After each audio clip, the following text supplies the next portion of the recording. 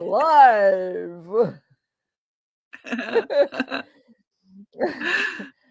So, From hello opposite sides of the everybody. world. We are we are on the polar. We're like either end of the spectrum here globally. And Yes, definitely. Kate, you're in New Zealand. I'm in the UK.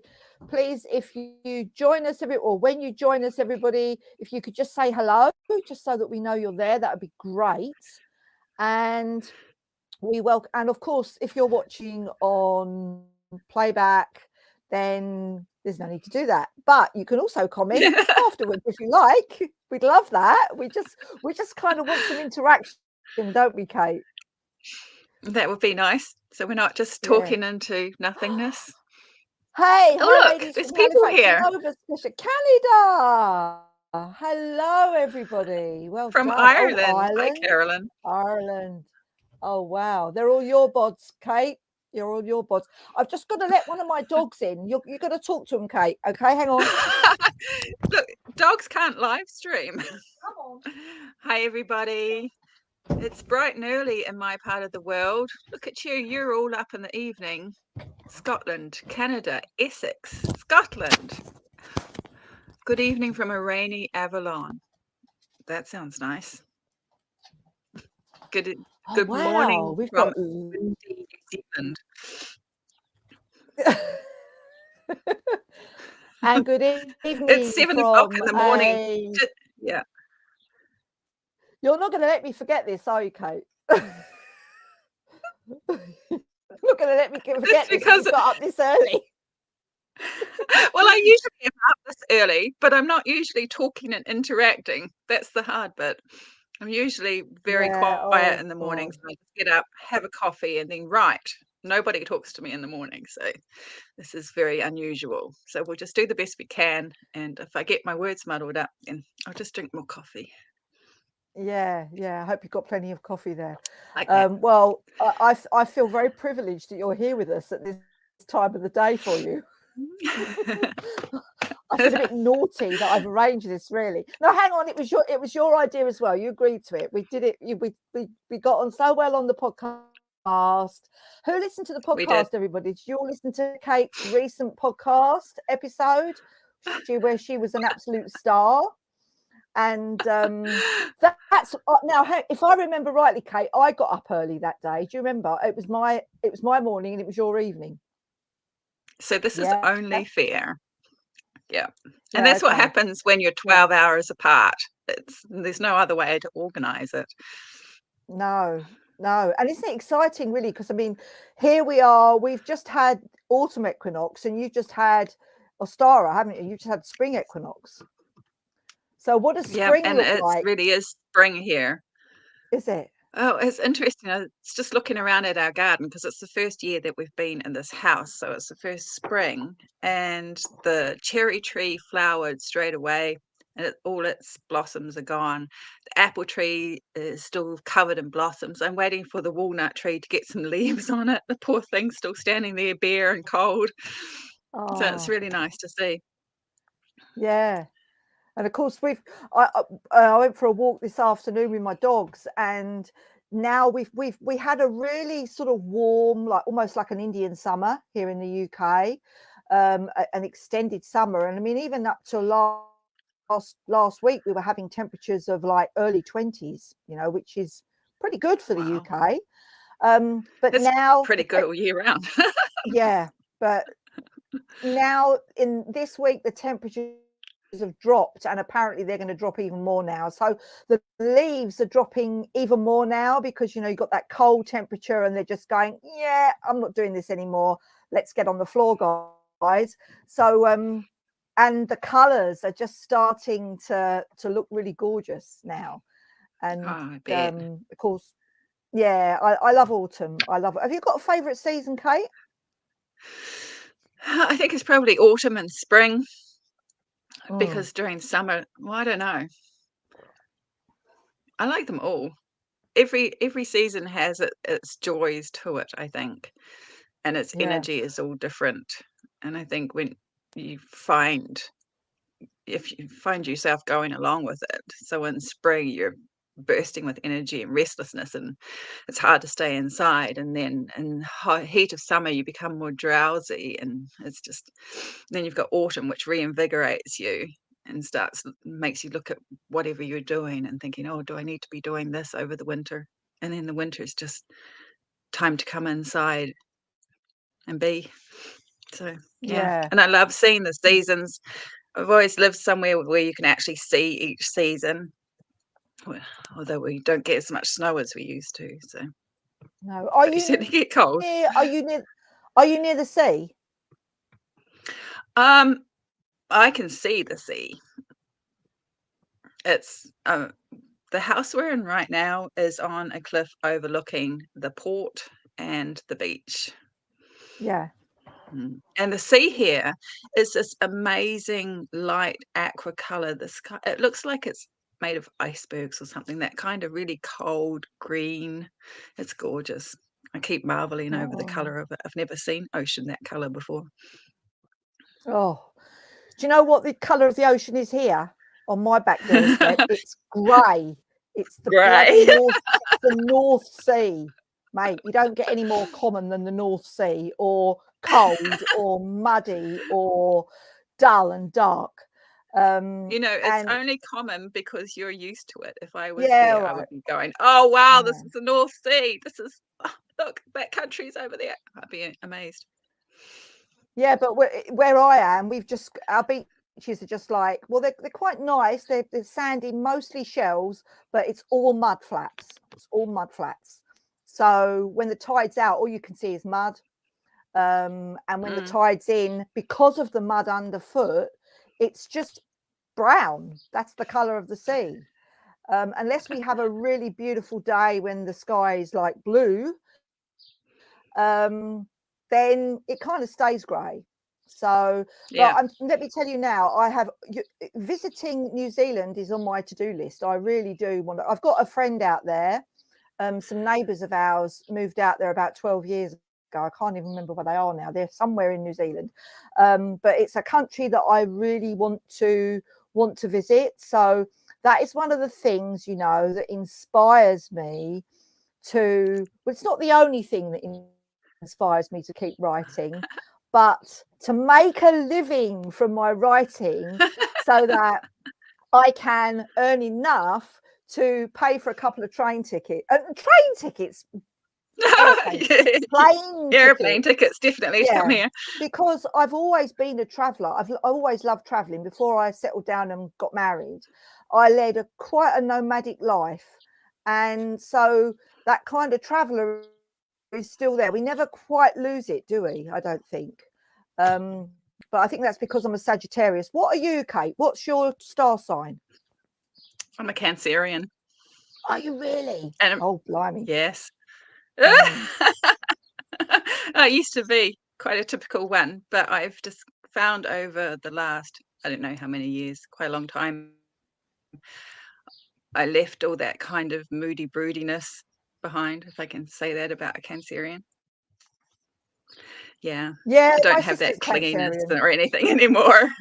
And I So think that's yeah, just because of the practice, the way I live. yeah. So we've got Mm. me being a bit fiery and you being watery, and hopefully our audience, there'll be a selection of, write in the comments, folks, what your star sign is. I want to see what we've got. Deirdre's visited New Zealand twice. Oh yeah, we've been twice. Lovely. Mm. So hey, listen, guys, what we're going to do. Aries, yeah, I love fire signs. I love all the signs, but I'm particularly Capricorn. I'm married to a Capricorn. Gemini, I've got lots of Gemini Oh, look. friends. Yay, Oh my Sue. god, yeah. Taurus. I've got a More Cancers. I've got a Taurus sun. We lock horns quite a lot. I'm married to a Sagittarius. Yay! Oh, look, Heather's Aquarius. I'm married to an Aquarian. Are you? Yeah, wow. Leo, yes. Aries. Wow, brilliant. Okay. So anyway, Kate, all these people that are here, most of them are your guys. They're all your audience. I don't know where my lot are. I think I did see. I think I did see one person. I think I saw Heather. Heather, you're here, aren't you? Heather from the UK, Southend way. Anyway, even if we've got people that are here that know us, or for the people that don't know us, let's just give a little bit of an intro, Kate, shall we? To a little bit of a potted history of our magical writing bio. You go first. Sure thing. You go first. Well, I've been actually writing for I started writing and publishing back in 2011, so it's been a long time. And from about 2016 on, I had these ideas for this sort of magical writing that I wanted to do. And I wanted to do it in fiction because fiction's my thing. And finally, in 2020, I wrote The Gathering, which is the first book in my Wild Grove series. And that changed everything, really. And that's what I've been working on ever since. And I've been doing it full time. And I'm not sure how many books there are now. There must be about 9. So 9 Wow. books in 3 years. It's not too bad. No, it certainly isn't. That's brilliant, brilliant. And my husband was asking me this today, actually, so I'm going to fire the question at you. I know you make a living from your writing, but how long did it take? Because you were writing romance, weren't you, before you changed to magical fiction? You were writing romance, and did you start to make your living then, or what happened? I was only writing part-time then, but I had got to the stage where when I released a book, I knew that about how much it would earn and how well it would do and things. So I got to the stage where that I thought that if I went full time, which I decided to do in 2020, that I could probably make a living from it. But it took almost 10 years to get to that stage. Yeah, yeah, And then, yeah. of It's course, I swapped genres completely and started over yes, from you did, scratch. didn't you? Yeah. Yeah, which was a difficult thing to do and a bit of a gamble. But I knew that, well, I didn't know. I assumed very strongly that there were people out there who wanted the sorts of things I wanted to write. I was pretty sure there was a good market for it because I think there are a lot of us who are looking for magic and connection in our lives. And I thought I could provide that in story form. So, but it was a gamble and it was an all or nothing thing. Like this was going to be my big push. And if it succeeded, then that was good. That was what I was going to do from now on. But if it didn't go well, then I was getting pretty tired and I would probably not have kept writing and publishing seriously Well, I because it think is judging, tiring. yeah, I know, and I think judging by your readership and how well your books are doing, I mean, clearly it's working. Clearly, it's working.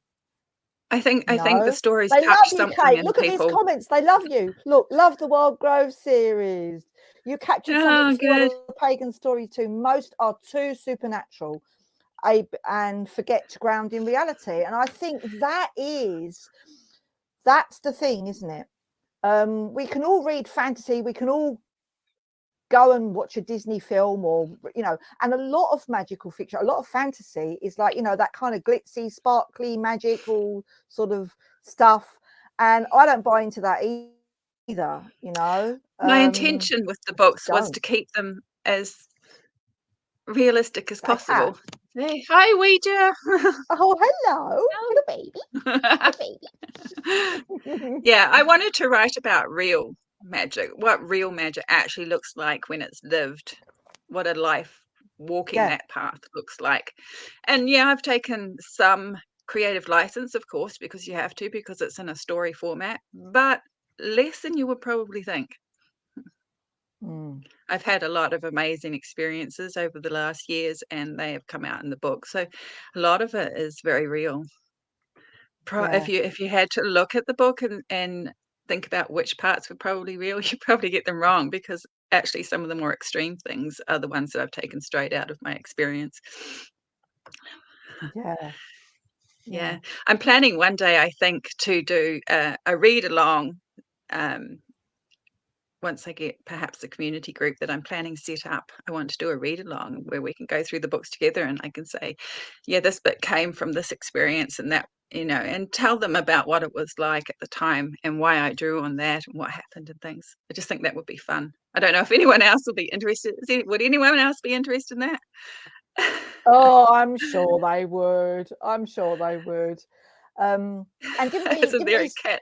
I think what's brilliant about both of us that we discovered when we were chatting on the podcast was that both you and I in our fiction books, because I've also written fiction and I can't wait to get back to it. I'm dying to get back to fiction now that I've just finished my 2 non-fiction books. I'm absolutely dying to get back into the world of I hope you story. do. I'm going to. I really think fiction is the way to tell this sort of story so mm, well because it gives mm. you an immersive experience. It makes you feel like you're there, and you've done it before, so we all know that you can. So definitely, it's time for you to return to that. Oh God, yeah, without a doubt, it's a no-brainer in my book. Pardon the pun, but no. What I thought was brilliant about both you and I that we in our fiction writing we have both used divination that have been included in the story, but that we've also used as a way of determining the way of the story, determining what happens in the story. I think that's and we both did that. I did that with tarot, and you were saying that you did that with your Wildwood tarot and runes, you That's right. Yeah, know, I totally. and When it called for that in the that story, I actually, yeah, kind of trust, because I trusted that spirit were going to guide me with whatever was in the cards, and it was just wonderful that I was able to do that, and because my character was a tarot reader, or is a tarot hmm reader, so whatever reading she did was the readings that I did, and that's the way it worked. um yeah. I went quite far with that sort of idea. Um, so I do a lot of shamanic journeying, and I mm, ended up having a spontaneous journey while doing my morning devotions while I was writing The Gathering or beginning to write it or something. And what I saw in that journey actually ended up to be a major part of the book. And it became, I think, the first chapter. And then I carried that on before I started each book. I did a journey for it. And what happened in that journey determined what happened in the whole book. So it really is just writing on faith, yeah, definitely. yeah, inspired, spirit led the whole way, isn't it? Spirit led, and what can be Very much better than so. that? And Mhm. as as witches, pagans, whatever you like to call yourselves, I think that that's a real test of faith. Why not? Why, if we're going to live magically, if we're going to write magically, and we already live magically anyway, but if we're going to use that in our writing, then surely that's got to be the best way to produce magical writing. I think it is. Yeah, I mean, particularly if you're looking for a degree of realism, Yeah, I yeah, definitely. I think there's no choice really then, because if you're writing about magic, then surely the writing has to be magical.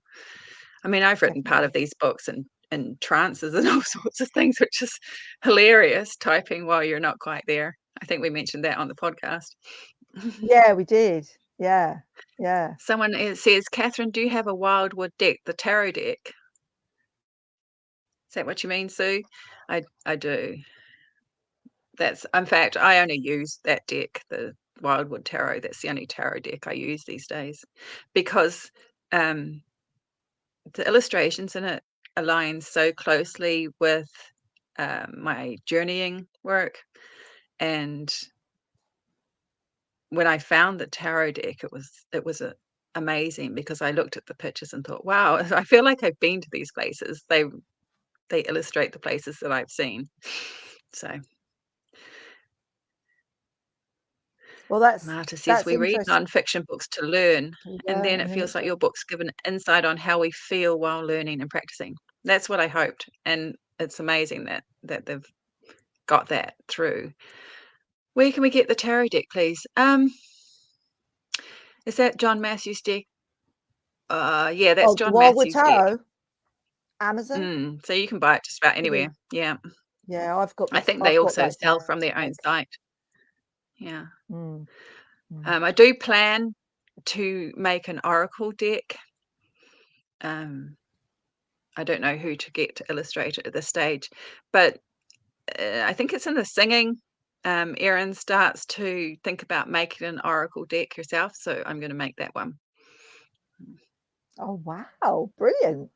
Yeah, That's amazing. in fact, there's lots of things that my characters do that I'm planning on actually bringing to life. Oh, they have a page as well on Facebook, the Wildwood Tarot. So go Hi, there, Bridget, folks. you're up early. She's in New Zealand. Oh, it's We know great. each All other these people. in person. All these people, Kate. It's great, isn't it? So, where were we? Have we gone off on a tangent yet? Probably. We totally have. We haven't answered any of our questions. No. But that's all right. You've given a bit of your you've given a bio of your Yes, it's your turn. Oh, I kind of feel like I kind of feel like the odd man out here because you're kind of the superstar. I don't feel superstar-y. She is though, isn't she, folks? She is. She's the superstar. Okay, I've been writing all my life, really. I started off with poems when I was a kid. They turned into songs when I was a teenager. And then I met and married a rock and roller.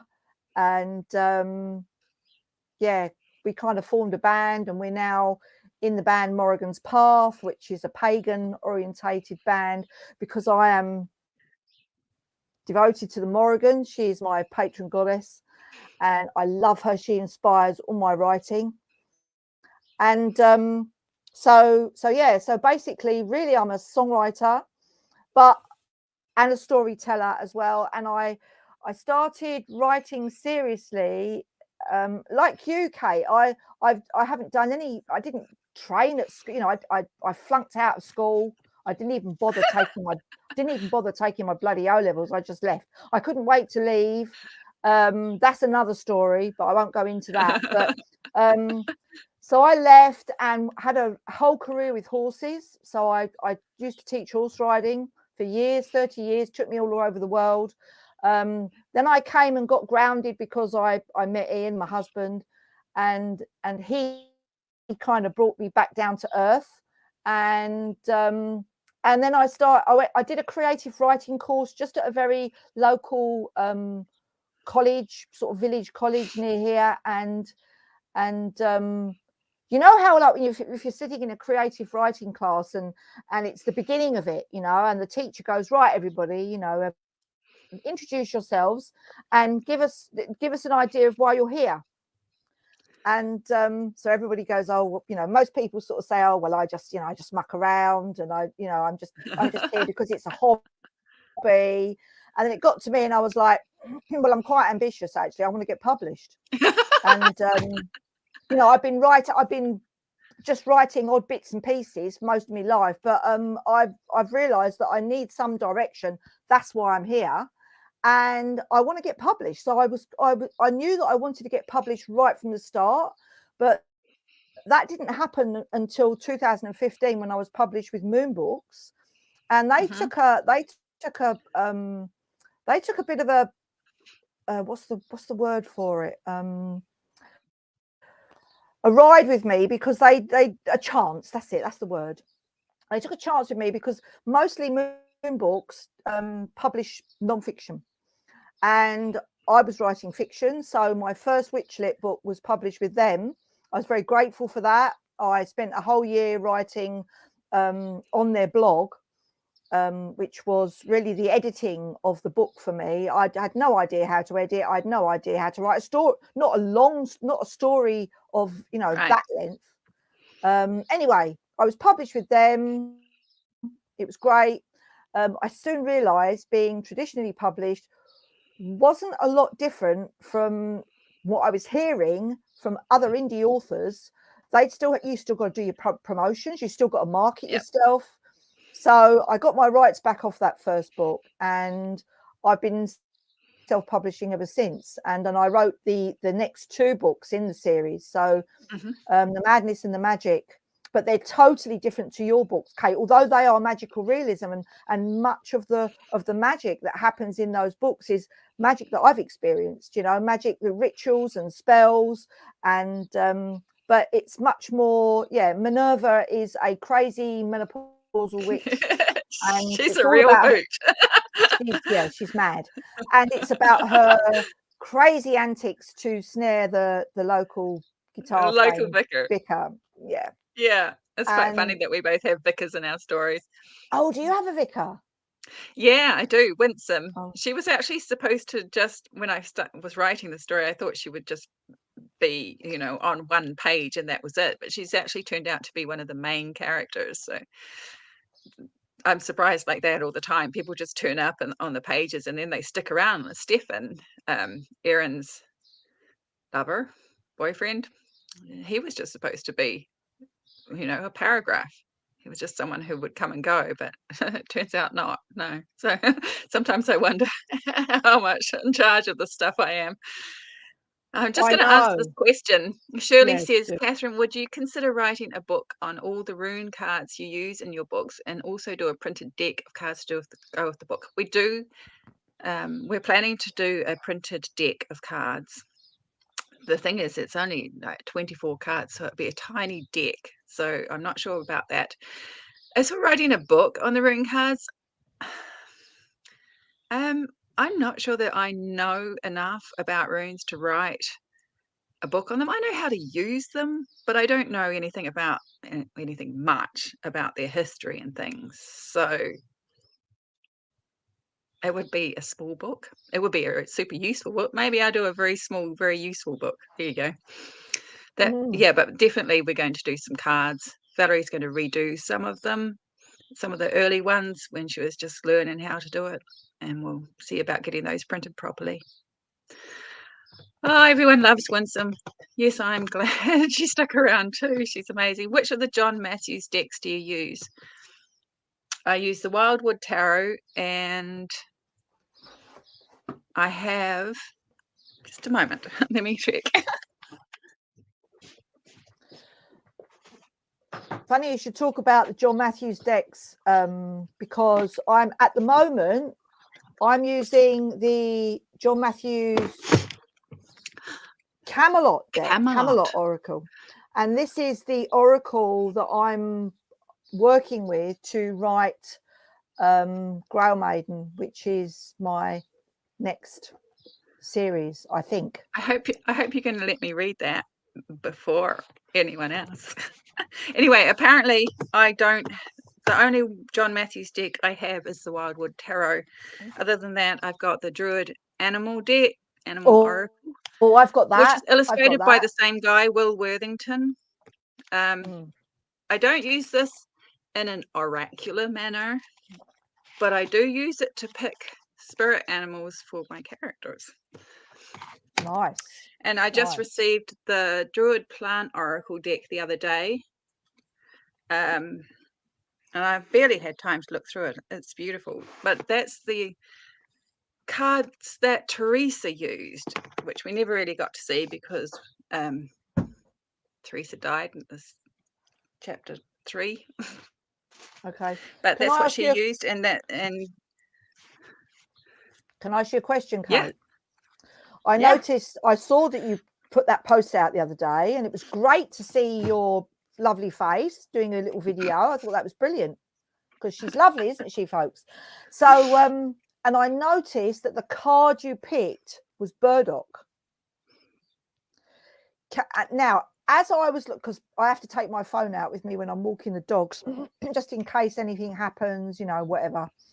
As much as I wish I didn't have to take my phone out, because, hey, they're kind of attached to us nowadays, aren't they? But anyway, I had my phone on me and I was just checking, and I noticed that you made that post, And Mhm. as I was walking along the top part of the sea wall where I walk the dogs, there are loads of burdock plants, loads of them. Nice. I know, I know. That's a How mad nice, is that? fun thing. So yeah, so exactly. So what does burdock mean in your oracle? Well, I picked the burdock card out because in the gathering, Erin finds Erin inherits a cottage from her birth grandmother, who she never met, but who had been looking for her. And when she first goes into the cottage and looks around, all her grandmother's things are still there. And on one table is one of these plant oracle cards, and it's burdock. It's the burdock card. And then later, Erin discovers that her grandmother had a dog called Burdock, an Irish wolfhound, which I've always wanted. So I gave myself one in my book. Yeah. Oh, Because you can lovely. do things like that. I know. But I love. I know. I know. What about though? How do you feel? Because I know that when I was writing the Witchlet series in the first book, I've got a horse. Obviously, there's got to be a horse, you know, because I know about horses. So there was a horse, and I won't tell you what happened, just in case anybody wants to read any of those books. But do you get really emotional? Do you get so involved with your characters that, you know, when something horrible happens to them? I mean, it is horrible, isn't it? It is horrible. I, But you know, sometimes you can't help it. You just have to, you think, right, okay, that's it. That one's out. I feel Um, really bad for some of my I characters, the know. things they put them through. Like Erin went through so much, Mm, and it was me who made her do that. But what I find is that the scenes and things in the books, when I look back on them, when I think back on them, they feel like real memories. So, pick any scene in one of the books, and if I think about it, it has the same quality to it as, thinking about something that I actually did, that actually happened. So they're very, very real to me. And yeah, I know. you live with I your think it's all characters for real. long enough, they become real to you. Oh my God, aren't they? Don't they? I mean, that's why I miss story writing. I've just kind of finished probably about 3 years of writing nonfiction. And as much as I loved it and enjoyed it, because again, I was writing from experience, or I was working out what that experience was in the writing of those books. You know, all the practices and tools that we've talked about this, that we've used, you know, with our students, on ourselves, with our clients, were included in those books. And I loved it because it was a way of sharing that. And nothing is more magical than sharing that in book form. But the actual act of writing a story where you could just make it up as you go along and allow the story to unfold and come to life around you, I miss that total transportation into another world. And Mm. that is what I'm really looking forward to getting back into. Susan says, Sheena, what books are in the series? It's, if you look on my Amazon page, Susan, there it's the Witchlet series. It's The Madness and the Magic is the first one, Bonkers and Broomsticks is the second one, and Chaos in the Cauldron is the third one. Yeah. And they We'll get make madder. sure we'll make sure that we have all your links for your books and your music for everyone to, because the music's lovely. Oh Hmm. yeah, I'd love And Marta says, please don't kill any more characters. Well, I can tell you I have no intention on killing any more characters, but I can't but guarantee it. no, you just don't know what Because as might soon as I happen. say that, I think, oh, hang on.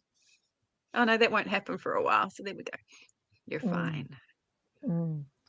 So Kate, so that's us. So what questions have we got, Kate, that we've already been pre Well, prompted on? here's an easy one. People keep asking me what other names I write books under.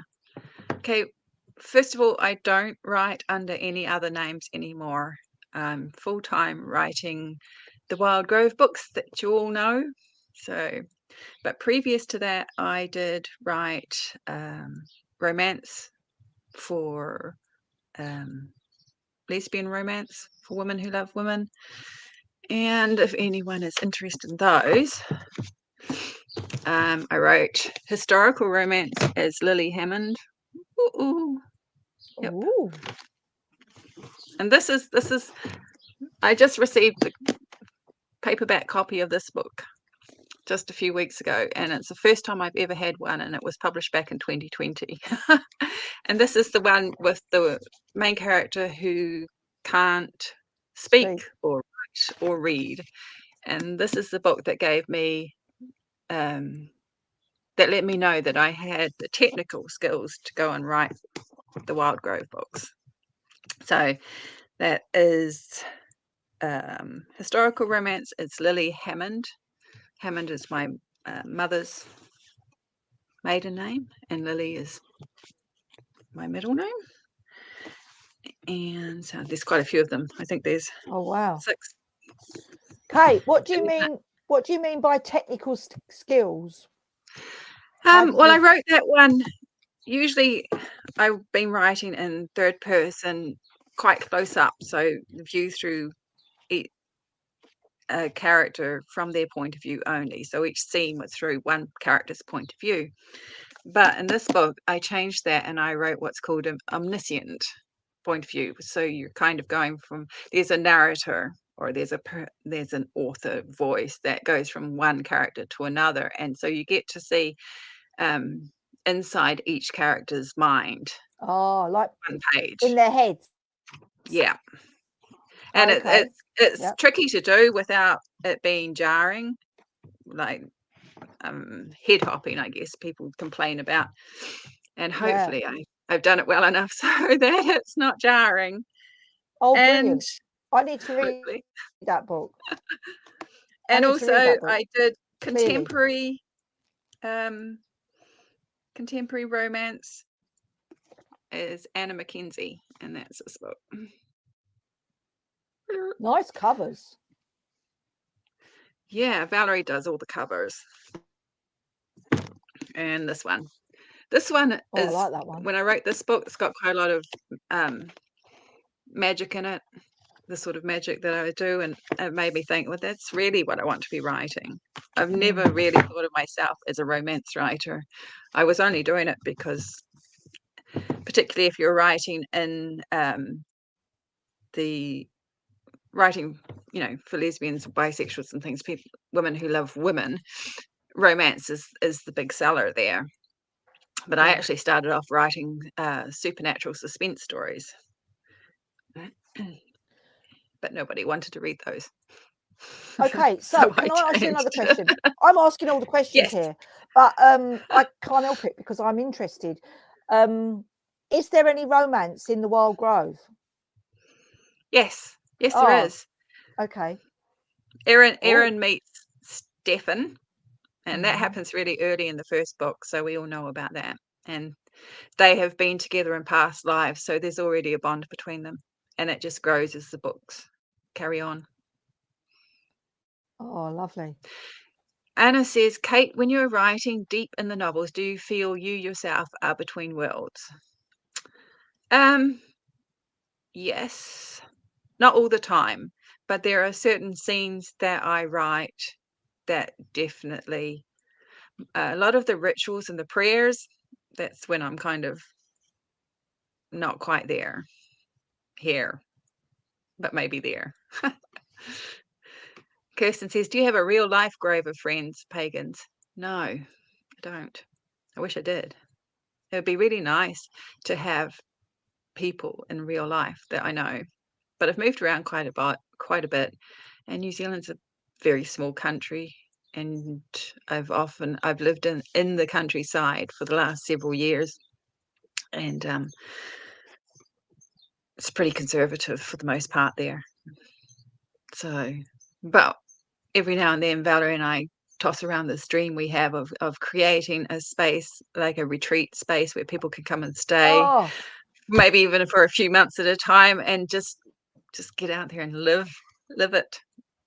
I was just thinking of the same thing. In fact, I'm going to see next week because I live, like I said, I live on the coast. There's about a mile down the road is the water, and right on the water is a 7th century Anglo-Saxon chapel.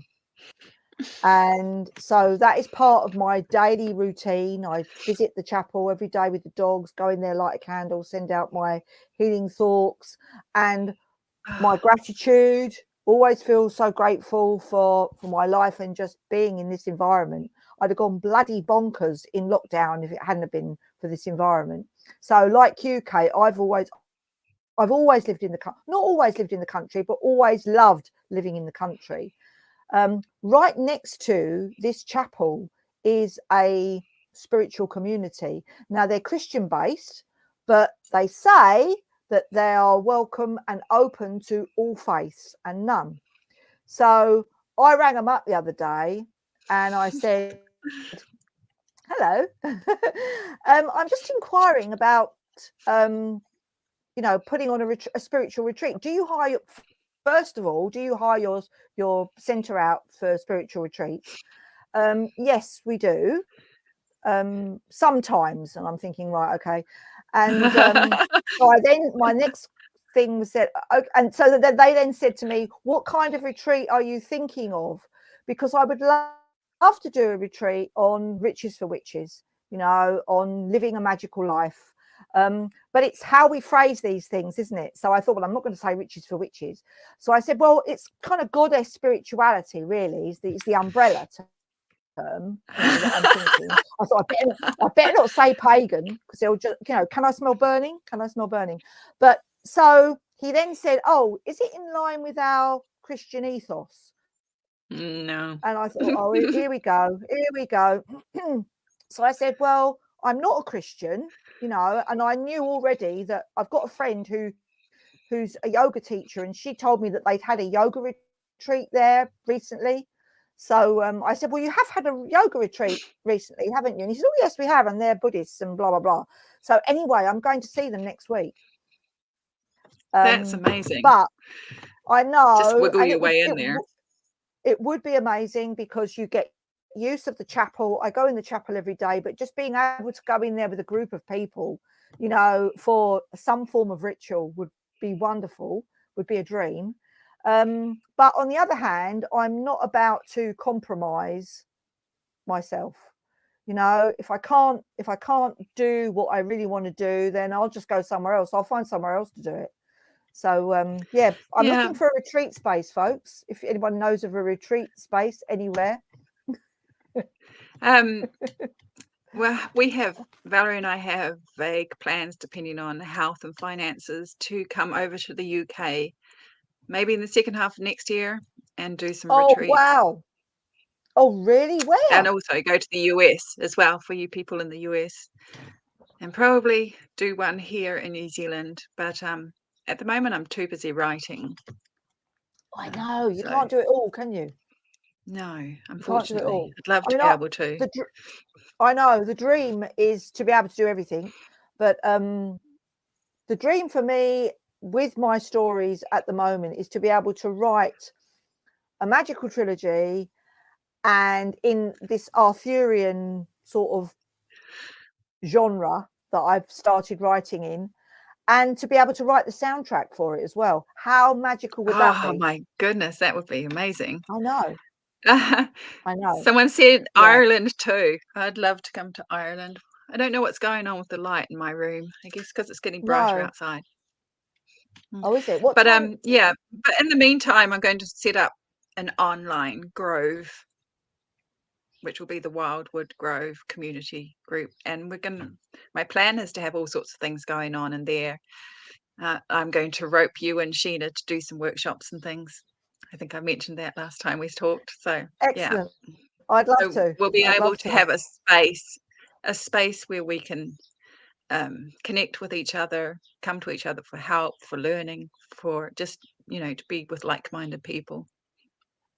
But again, that I was supposed to do that already, but turns out that I've got too many writing projects right now. So hopefully that will be next year, the first 6 months project.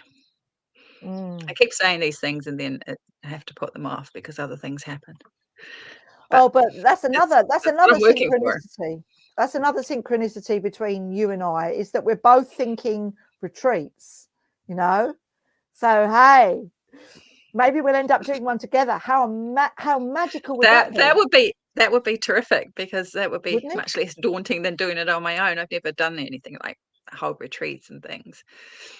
So No, I've sounds never bit done a whole retreat, but I feel like I've got enough sort of in my, you know, in my mental bank to be out, and I'm sure you have as well, Kate. You know, we've lived a life. We're middle-aged women. We're coming up to, you know, we're in our cronehood now, aren't we? In our crone time coming up. Well, I bloody well am. Do speak for yourself, but I'm 60. Do you know what I mean? I don't feel yeah. like it. I feel like a bloody 18-year-old. I'm still 18 in here, guys. I'm still 18. God, you don't look But, 60 either. no, I don't feel it. I don't feel No, it. I you mean, what don't, does do 60 you? look like anyway? What does 60 look Who the like hell anyway? knows? It looks like us. Yeah, it looks like I'm us. not Are quite you there yet. 60 I'm then? in my 50s. Oh, okay.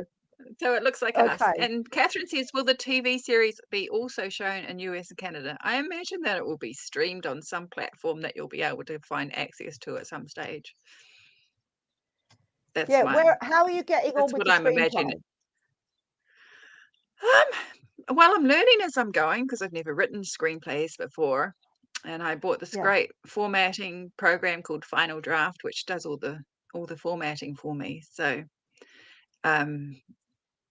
I am maybe 2/3 through the pilot episode right now, on the first draft, and it's really is first draft because it's a new format for me. But I'm really loving it. I'm thinking, oh look, this is a new career. Yeah. Oh Except I no, can't, don't because start I me have off. the I've got old enough career. things. Oh, I can see me, yeah, going off on a tangent after writing this next book, influenced by you, Kate. That's Writing a good. bloody screenplay. Yeah. Hey, but Yep. you know, I would. Isn't that what every writer, every fiction writer dreams about? Is seeing their work on the screen. I mean, I When do. I mean, you when know. I was first approached about it, I had never thought of it, and I was kind of part of me was a little bit horrified to have never thought of it. And I didn't originally want anything much to do with it. I thought, someone else can write it and all that sort of thing. But as time has gone on and I've spoken to the two producers I'm working with, now I want to be involved. I want to be the one that writes the screenplay. And it makes sense because I know the characters in the world better than anyone, except maybe some of my readers who have read it 5 times. Catherine says, will you have a hand in picking the actors as well? Probably not. But I will be working with the people who do. So they know much more about it than me, which wouldn't be hard because I know nothing about it. But yeah, it's pretty exciting stuff. And I imagine, I think it will be probably a couple of years before we see it on the screen. So it's a long process. We're just at the very beginning of it. Mm. But it would be pretty glorious to see the books as a TV show. I think that would be exciting. Amazing. Wouldn't it? Well, let's put it out there, guys. It's a new moon. We're on the cusp of a new moon and a solar eclipse in Libra. Linda, I see you're here, my darling. You're the authority on astrology, so you can tell us what that's all about. But all I know is that the energies at the moment, I mean, I don't know who feels the influence of these planetary energies at the moment, but I have been all over the place this week. I've traveled to the moon, around the bloody galaxy and back, and I feel like I've been chucked all over the place. Honestly, I really do. And I'm aware. I don't know a lot about you know, the planetary energies, but I am aware that there is a shift at the moment in the energies. And how can we not, as witches, pagans, magical people, how can we not be affected and influenced by these energies? Because I certainly am. What I need to do is focus that into my writing. Susan says it always makes her tired. And I got to say, yesterday, which was Friday the 13th for me and for Bridget, I had such a terrible day yesterday. No, not terrible, scattered. I got up in the morning, like usual, sat down to do some writing, and I realized that I wasn't quite sure on one of the storylines. So I was just pretty much just sat there and ummed and ahed for an hour instead of putting many words on the page. But these books, they take a lot of brewing. And then for the rest of the day, I just mucked around, went and voted, yay, and didn't do anything, didn't work on the screenplay or do anything, but also didn't do anything other than that either. So it was very unproductive. But I found with these books, like the romance books, I used to be able to write them really fast, because they're pretty straightforward. You know, you've got certain romance beats that you hit, and that's great. But the Wild Grove books, I've slowed down my writing so much. I now sit down and write. My goal for each day is 2,000 words a day. And they take a lot more brewing. I have to let them come to me rather than just write. So yeah, it's a lot slower. It's also a lot more satisfying because I like the stories so much. Yeah. And the characters so much. Yeah. But it's definitely a slower process. Yeah, I know. And that's all right, isn't it? It's all right, because just to have that intention that that's what you're doing and you enjoy what you're doing, and you know the characters, you know the story, roughly where the story's headed. It's okay to have those, what we perceive as unproductive days, but actually there's a lot of stuff that goes on beneath the surface in writing, in creating anything. I think in creating a picture, in creating a song, you know, I can be deliberating over an idea for a long time, but I always trust that it will come to the surface at the right time. And I don't know about you, Kate, we're talking about the creative process here. I don't know about anybody else in the audience. And this was one of the questions from one of my readers who said, where do you get the inspiration for your books? How does your writing process start? Well, I think the creative process for me is cyclical or cyclical, whatever you call it. You know, it works in cycles. It's not always the bloody same, is what I mean. Do you know what I mean? And also it's like the moon cycle. You know, it's like we have our dark times, we have our periods of introspection, of reflection, of just sitting back and resting and sitting with that idea, even if we're not actually consciously thinking about it. It's all going on underneath. Is that the way you feel, Kate? And always, I don't know about you, but always before I get like a light bulb moment, I get that dark in the cave with the dark goddess moment. You know, I get that shit. I don't know where I am. I'm in unknown territory. I don't know where I'm going. Everything's going to hell in a handbasket. Do you get that? Because I get that as a creative. I feel that. You know, and I totally feel that. Awful. One of the things I tend to say quite often to Valerie, because she reads as I write. She goes along with the books. She's a big help to me. I know if I've gone wrong in a scene, because if it's boring, she'll just put the book down and I won't hear anything from her. So I have to go and rewrite that scene so it's not boring. But one of the things I say so often to her is, I don't know what I'm doing. I have no idea what I'm doing. I write these books and I have no idea what I'm doing.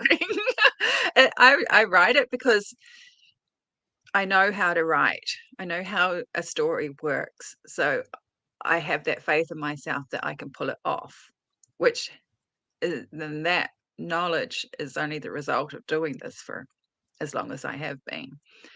And I know my characters, so I just follow them through the story as much as possible, so that everything that they do in the story and everything that happens to them is a result of who they are and the situation they're in.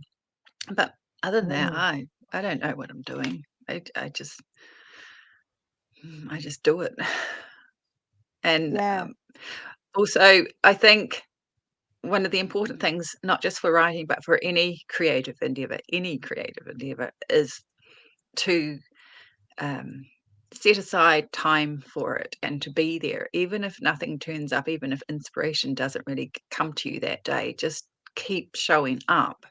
Yeah. And I think Yeah. routine is an excellent thing for if you're involved in anything creative. To set a structure for it, so that at this time I'll be here, ready and waiting and doing. And because it's hard, I find that with writing, I'm going to talk about writing because that's obviously what I know best. But approaching that blank page and knowing that this thing that you're doing isn't going to exist unless you actually put something on that page is intimidating. Really, really intimidating. And so you just kind of have to sidle up to it and approach it stealth. And you do that, I do that by creating a routine, a structure, so that I don't have to feel scared when I get to the blank page in the morning, because I just know that this is what I'm doing. And I sit down and I do it because this is what I did yesterday and it's what I'm going to do tomorrow. And I don't have to worry about it because at some stage I'm going to put words on that page. And I just Yeah. know that I am. Yeah. So I And don't freak myself sometimes, out. yeah, I agree. And sometimes, I don't know about you, Kate, but I've sat there when I've sat at my desk and I've lit my candle, because I always have to light a candle, and that's my kind of ritual. And I've opened Mhm. up my laptop and I'm into the document, and I've sat there and I've thought, what the hell am I gonna, you can't get away from those feelings of stuckness at times, can you? And I've learned now to I just journal. I just kind of write. I'm not sure what I'm writing. I end up writing to myself, but somewhere along the lines, just keeping that movement, just keeping the words flowing on the page, even if they're just a load of rubbish and they're like, what am I going to write next? It doesn't matter, because somewhere along the line something will come out. You'll get an Mhm. idea and you think, oh yeah, that's it, that's what I need to think about, research about, or and it's always because that those moments of stuckness where you feel stalled is always because you just need that time.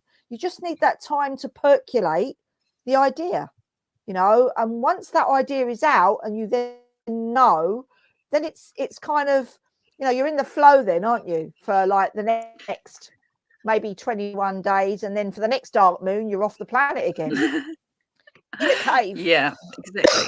Yeah, I mean, Yeah. I think like you have lighting a candle as a ritual, what I do is I put music on and it's Do the you? same music every day. And th- when I hear that music, something inside me is programmed. Oh, that's my writing music. So obviously I'm going to be writing. Okay. Kathy says, do you write longhand? I don't. I have a journal that I write longhand in, but when I'm writing, I use a computer because I can type fast enough to keep up with what I'm thinking. Otherwise, I get a very sore hand as well. But yeah, you just have to keep showing up. But isn't that what we have to do in life as well? You just have to keep showing up every day, even when it's Yeah, daunting. definitely. Mm. Yeah, and I think it doesn't matter what, like what you were just saying, Kate, was you what do you say, that you open your computer, that's what you're doing, that's your signal to your brain. And the signal to my brain is lighting a candle. Sometimes if I'm feeling like it, and I've got any handy, I'll light some incense, and it's that kind of atmosphere that you create, that then, to me, that kick starts the magic. That kickstarts the Hmm. magic. But at the end of the day, it is a job, it is a discipline, it is a focus. And it's brilliant, because my next question that I've had from a lady that I met the other week, I did a talk in a pub in Romford, and this was Jane's question. Where do you get the inspiration? No, sorry, wrong one. We've already answered that one. Do you write every day like a job? You've already answered that, Kate. How many hours a day do you write, if so, and how do you discipline yourself to stick at it? I'm asking because I struggle with sitting typing for hours, so eventually I allow myself to get distracted, and sometimes days and weeks will pass. No wonder I have so many projects started, nothing finished, and nothing even close to being print worthy. Okay. Not for much longer, Jane. Not for much longer. Can I have a go at answering some of that? Yeah, over to you. Over to you, Kate. Yeah. Well, for starters, there's no way. I know there are a lot of writers out there who will sit for most of the day and they will write a lot. But for me, I find that my brain gets tired after about 3 hours. So I don't tend to write past that because I couldn't if I tried. But with these books, I've lowered that even further. Like, I used to write 3,000 words a day. I've always gone by word count. Some people go by hours or chapters or scenes, whatever. But I've worked by word count. And it takes me 40 minutes to write 1,000 words, generally. Wow. Actual writing rather than sitting thinking.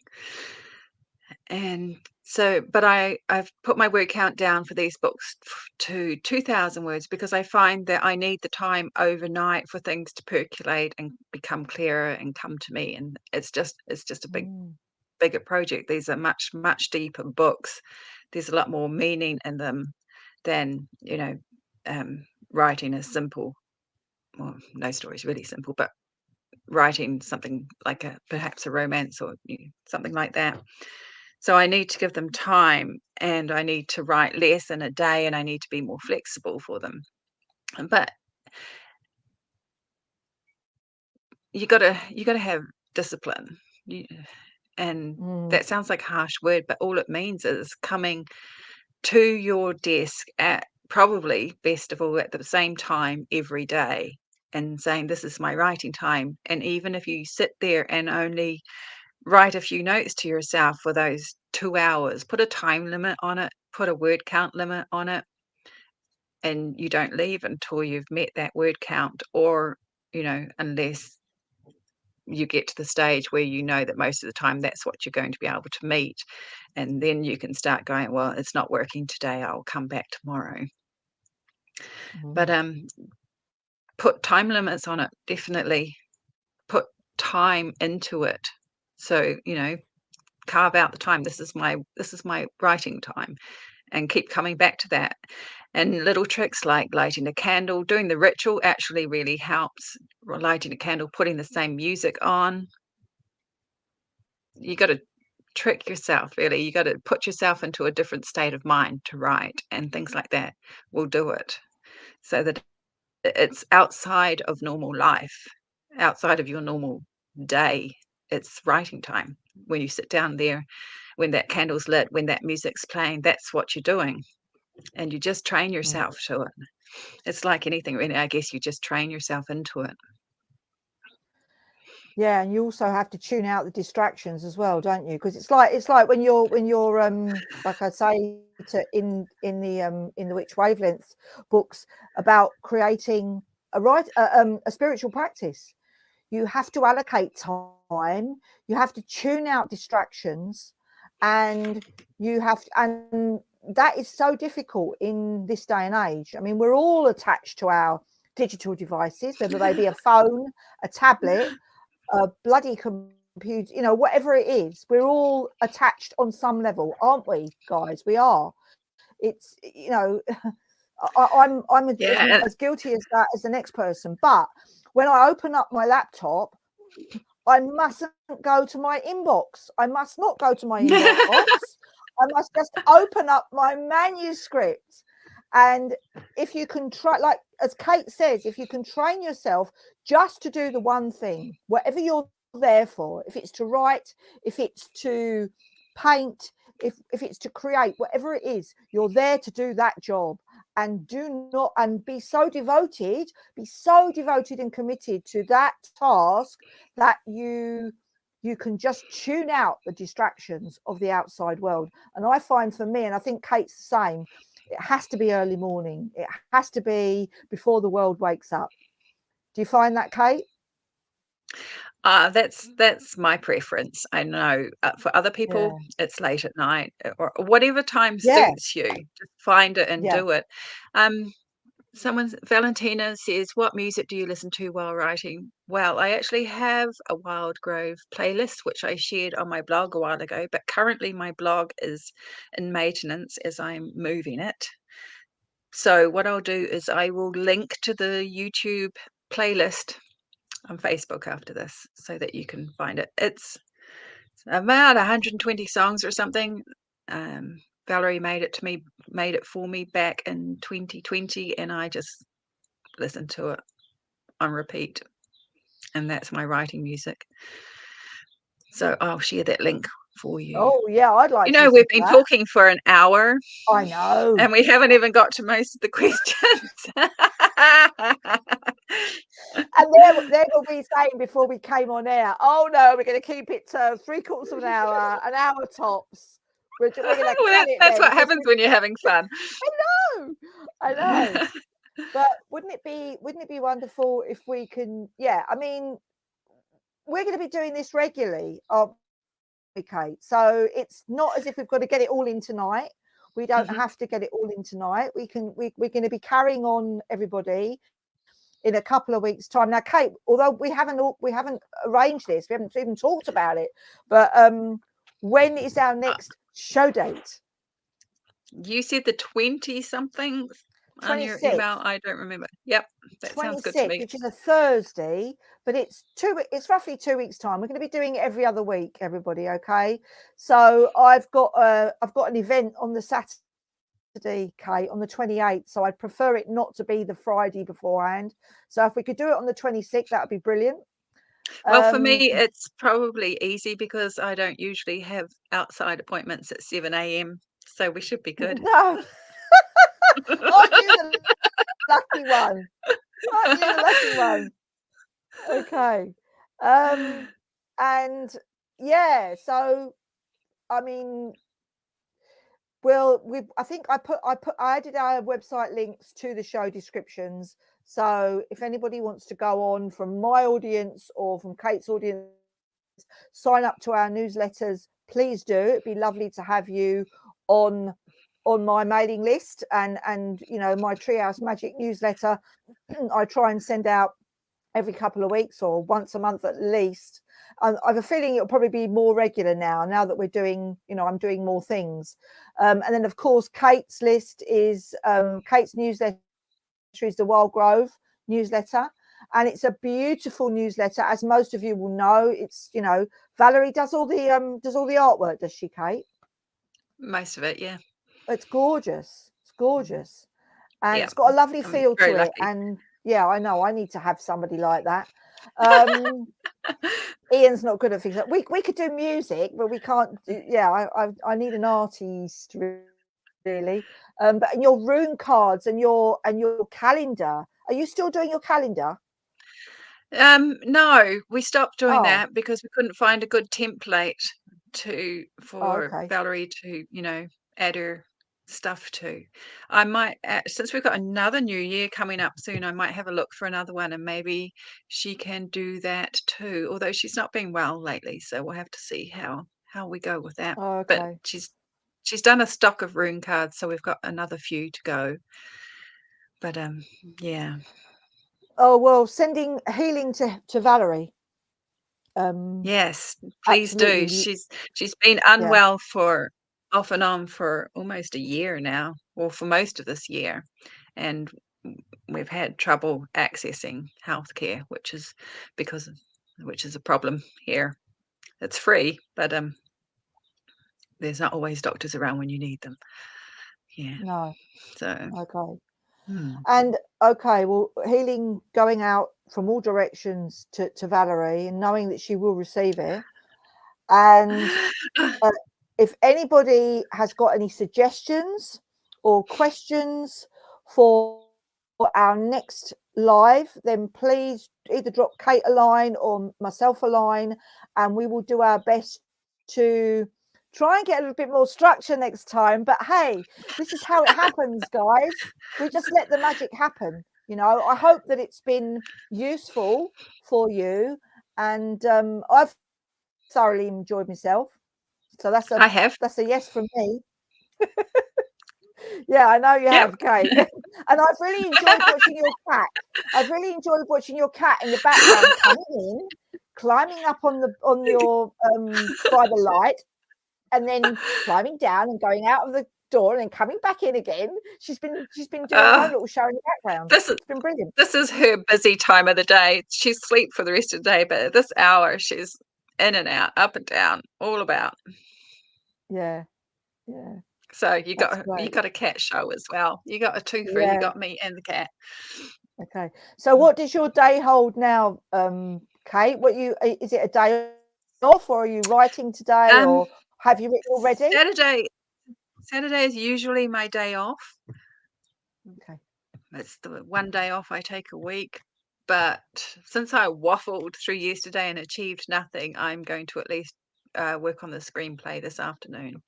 Other than that, I'm not sure. Okay. Okay. Mm. Well, I'd just like to say one thing as well to everybody, and I know that we both feel the same about this, Kate, is that part of being productive as a creator, whether you're writing, whatever you're creating, but as writers, I think very much I'm finding as I, dare I say, get older, but it's self-care. We have to look after ourselves. We have to look after our energies. We are energy workers as Hmm. witches, as magical practitioners, as walkers of the pagan path. We have to look after our energy. We are so sensitive to energy. That doesn't mean necessarily that we're weak. The sensitive, can still be strong, but how to keep our energy field strong is to look after ourselves and understand when we, getting the balance between rest, work and play. And if Yeah, you're having yeah, and if you have a wiffle waffle day like I had yesterday, then you know what? That's okay. That's the way it was. That was what was appropriate for me yesterday because I felt scattered, so I was scattered, and that's okay. Tomorrow might be different.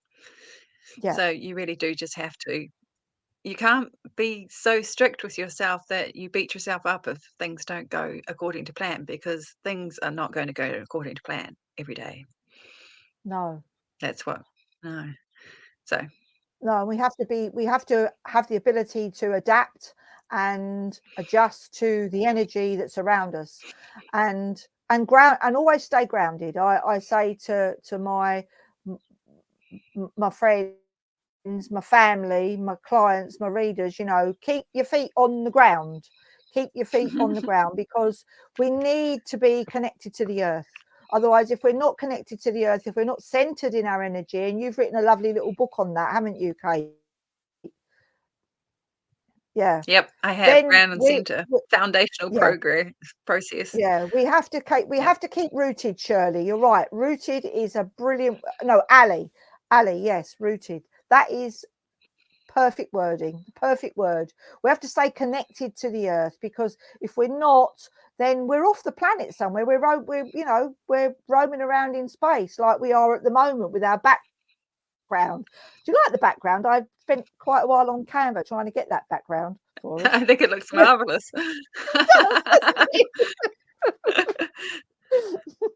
We're in outer space, guys.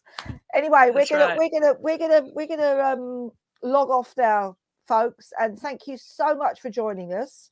It's been wonderful. It's been really Yes. good. I know we didn't get to answering a lot of things, but that just leaves us more to talk about next time. So Yeah, thank you all for tuning up, and thank you all who come and watch this afterwards as well. So hopefully you've enjoyed us yabbering on, and will come and see us again next time. And also, we're going to put links where you can find them for um, my playlist, and also links to Sheena's work, her music as well. So you can have that too. perhaps you can Can't add it to wait. your playlist, Kate. Oh, yeah. That's The a odd good idea. the odd Morrigan Parr song to your playlist. I'd love that to be on your It would playlist. suit it. Anyway, we'll see you again in a couple of weeks' time, everybody. Take care of yourselves, okay? Bye-bye. Sending lots of magic your Bye. way. Bye.